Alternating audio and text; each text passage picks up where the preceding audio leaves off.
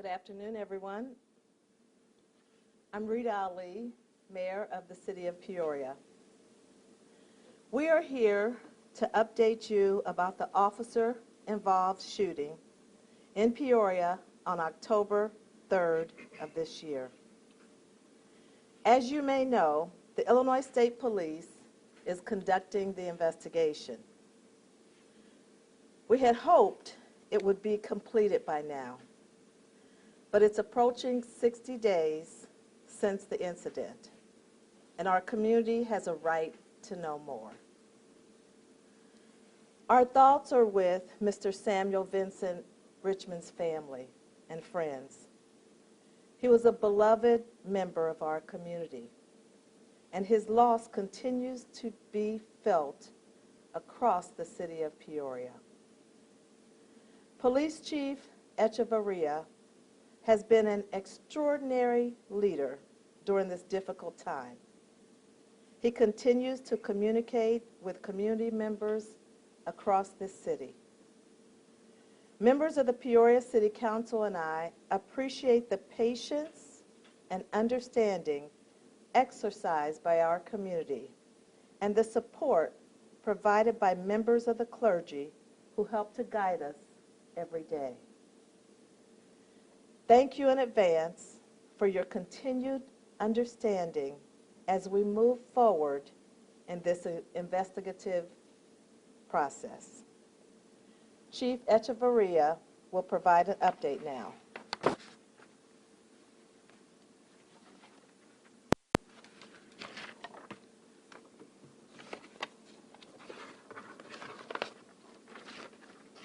Thank you, Mayor. Good afternoon. I'm Eric Echevarria, Chief of Police for the Peoria Police Department. And today we want to provide facts about the incident that occurred on Monday, October 3rd, involving Mr. Vincent Richmond. Before we get started, I want to thank the community, leaders, and clergy members who have supported our department and maintained communication almost daily. In addition, our department continues to grow closer to our community members during the many frequent calls and visits throughout this process. Thank you for your support. Because we serve and protect all community members, we are committed to being transparent and will answer your questions to the extent that we can. We are cooperating fully with the active investigation by the Illinois State Police, which is in compliance with state statute when there is an officer-involved shooting. Therefore, we will not be able to provide details that could impede their investigation. In the interest of time this afternoon, we will share critical clips from the body cam videos. It's important to note that body cam videos from this incident will be on our website in their entirety, along with the corresponding 911 calls and dispatch at the conclusion of this press conference.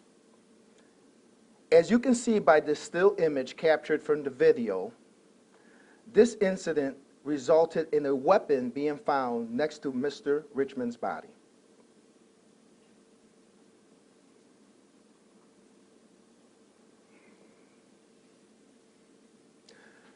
This incident started with a shot spotter alert at 10:06 in the evening.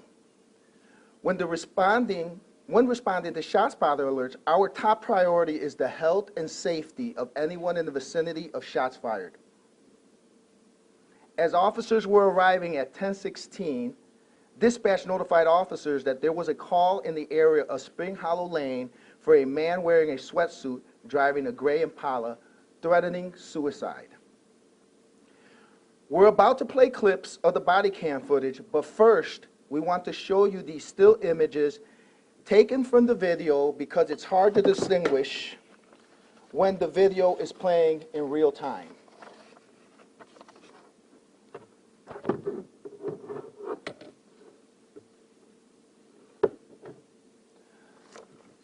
When the first officer arrived on scene, the officer found a person fitting the description from the 911 call.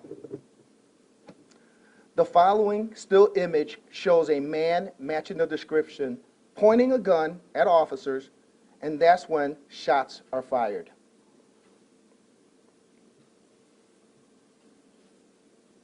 As more officers arrive on scene, there is a pause in gunfire until you see, in this still image, Mr. Richmond attempting to get up, ignoring officers' commands to stay down. Gunfire continues. Here is the real-time video of what we just described.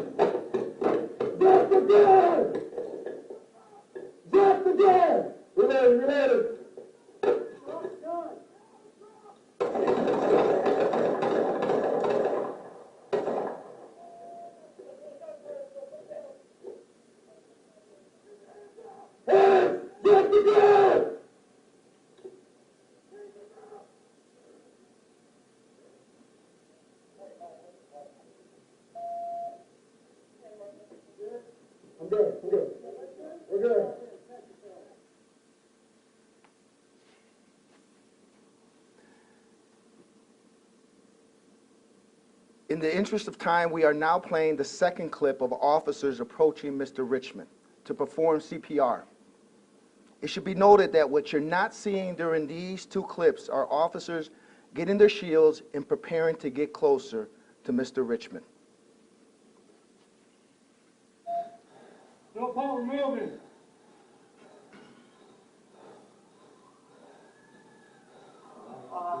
Yep, I'm good with it. Sir, you hear this? Keep your hands up. Keep them up. Sit down. Okay. Go for the rest. Okay. We're gonna roll, guys. Ready? Grab it. Leave the gun there. Leave the gun there. Let's move him over. Get him away from the gun. Handcuff him up. And we'll start CPR.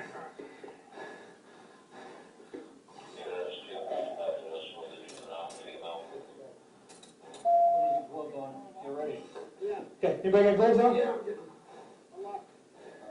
Let's roll him. Make sure he has no other guns on him. He's clear.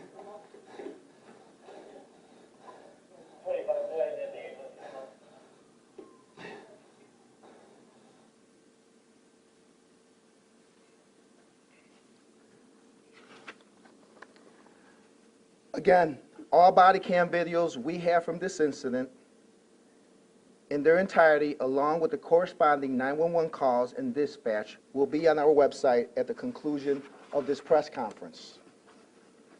The officers involved are Officer Candace Philpott, 17 years of service, Officer Christopher Heaton, 9 years of service, Officer Danny Marks, 6 years of service, Officer Andrew Fuller, 2 years of service.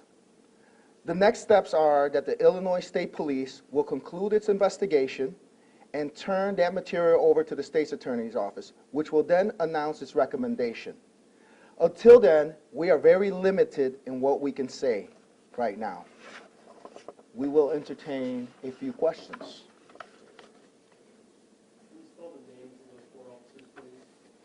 We will hand you a document that has that information.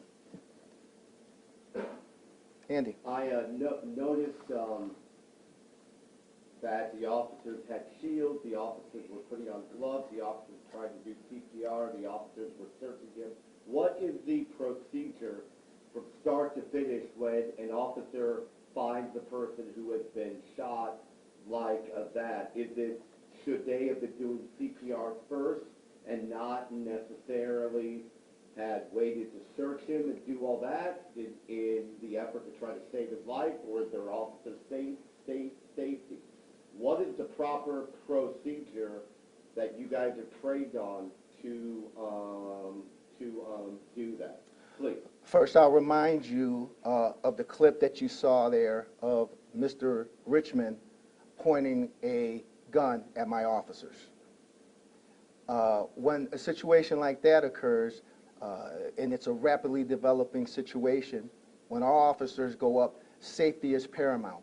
Where there may be one firearm, there may be two firearms. So protocols and training may differ in given situations. They're not always going to be the same.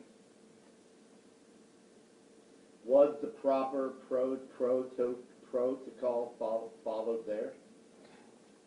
The state police is still investigating this. They'll do their investigation. Based on their investigations, they'll give their findings, and then we'll do an administrative review to make sure that any procedures and protocols were followed. I couldn't tell from the video, did all 4 officers fire a gun at Richmond? Again, that's part of the state police investigation on where the rounds came from, so we'll divert that to waiting to see what the state police investigation next. Freeman mentioned that requests were filed for this material, and they were denied on the grounds that it would potentially disrupt the investigation somehow. Why are you deciding now to release this video, even though the Illinois State Police investigation is not complete? Right. At this point, we reached a point in the investigation where releasing the officer body-worn camera and the 911 tapes will not negatively impact the work of the state police, and we've been in communication with the state police. Are you able to say what's changed that makes that now able to be released? The state police is still investigating this, and so we can't speak on that at this point. But we know it does not negatively impact their investigation. Do you know how many rounds were fired? Again, that's part of the investigation. I'm not privy to that information. And the Desires team have to finish their investigation at a certain date or a certain point? The state police has their own timeline. I don't dictate their timeline. I have expressed the desire for it to move quickly. But the timeline is the state police timeline. What's the status of all 4 officers? Are they still on administrative leave? Yes. The mayor specifically mentioned 60 days, almost 60 days since the incident occurred. Will the police department follow a similar policy if another incident like this were ever to happen again in terms of the transparency for releasing materials in 60 days? Well, the number, maybe not necessarily the number of 60 days. We'll take every situation individually. They're not all going to be the same, so we'll have to look at them individually. But we will always cooperate, and we will always be as transparent as possible. Speaking of being transparent, some of this could be seen as very traumatic for people who knew him. Have you reached out to the family to let them know that this was now going to be up there for the world to see? And if so, is the family here now? I have expressed my condolences to Mr. Richmond's family, and we have communicated with the family directly and through third party, and the family is aware that this press conference was going to occur today. Was there any kind of mental health worker, co-responder on this scene or able to be called to this scene? Again, I remind you of the image of Mr. Richmond pointing a gun at my officers. It's a rapidly developing situation. The state police will conduct their investigation, and we will follow up based on their investigation on what we will need to do in the future. Are there on paid leave? Yes. We'll take one more question. Are the officers still on paid leave? And Yeah. if so, when will that stop? Because you're showing here right now, and the inference that you are giving, even though you haven't said it, is that your officers had a gun pointed at them and they acted how they acted. When are they going to come off of leave? I'll say there is no inference. The image that I show you shows Mr. Richmond pointing a gun at my officers. Once our officers and we get past this investigation, the state police investigation, we will determine when they will be back on full duty. Thank you.